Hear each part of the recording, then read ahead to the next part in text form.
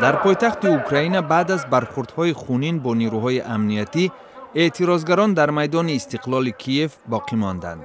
سابق وزیر امور داخلی اوکراین یوری لوتسنکو که حالا یکی از پیشواهای مخالفین است، میگوید افسران پلیس ولایت غربی لویو به کیف آمدند تا گردآمدگان میدان استقلال را محافظت کنند.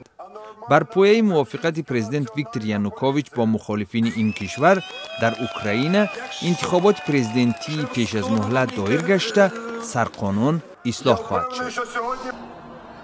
در مسکو تخمیناً 200 نفر اثنای اعتراض بر ضد حکم 8 اشتراکچی گردهمایی در میدان بلاتنایا بازداشت شدند. دادگاه تاکید میکند که آنها در ماه می سال 2012 در روز سوگندیادکنی پرزیدنت روسیه ولادیمیر پوتین در خشونت و حمله ها بالای پلیس سهم داشتند.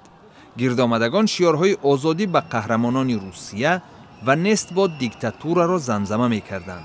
جزای محکوم شدگان روز 24 فوریه اعلان می شود.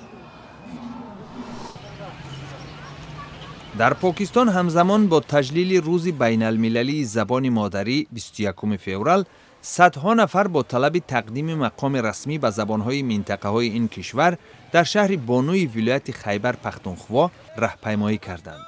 در پاکستان اردو و انگلیسی دو زبان دولتی به حساب می روند، ولی مردم زیادی به زبانهای پشتو، پنجابی، سیندی، بلوچی و کشمیری صحبت می کنند.